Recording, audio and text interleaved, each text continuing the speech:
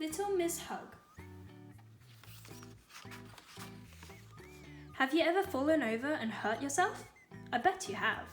And then have you wished that someone would come along and give you a hug and make you feel better? Well, Little Miss Hug is just that person. Like the time she found Little Miss Tiny after she had fallen off the curb. But there is something extra special about Little Miss Hug's hugs. It is her extra special arms. They fit perfectly around whoever she's hugging. Whether it is Mr. Small after a twig fell on him and squashed his hat, or Mr. Bump after one of his bumps, or even Mr. Greedy when he has a tummy ache. Little Miss Hug is always there with a perfectly fitting hug to make everything better. Then there are times when nobody has hurt themselves.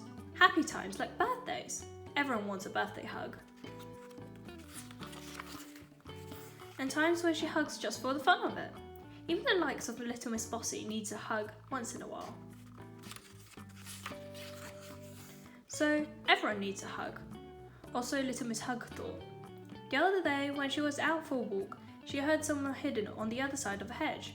Someone huffing, puffing, and moaning and groaning. Someone who was in a very bad temper. Mr. Grumpy. And why was Mr. Grumpy in such a bad mood? Because the sun was out. There really is no pleasing Mr. Grumpy. Quick as a flash, Little Miss Hug ran around the hedge, stretched out her arms and hugged Mr. Grumpy. Or at least she tried to.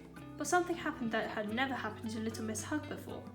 Mr. Grumpy pushed her away. "Get off me!" shouted Mr. Grumpy. Little Miss Hug could not believe her ears. She could not believe her eyes. Nobody had ever refused one of her hugs. But everyone likes a hug, she cried. She was so confused she hugged Mr. Grumpy again. "I know what you're trying to do," said Mr. Grumpy, "but it won't work. I'm grumpy and I like being grumpy and no amount of hugging will change that." Little Miss Hug didn't let go.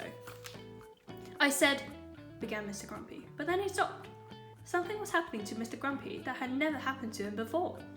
He could feel a strange warm feeling spreading out from deep inside him. Little Miss Hug hugged him tighter. Then, the most extraordinary thing happened. Very slowly, Mr. Grumpy smiled. For the first time in his life, he was happy. Little Miss Hug let go of him.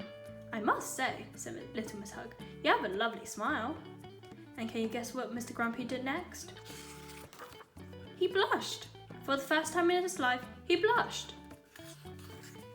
And then he hugged Little Miss Hug. For the first time in his life, he hugged someone. Although, as you can see, it was almost a hug. Not a proper Little Miss Hug hug. What you might call half a hug. A Mr. Grumpy hug.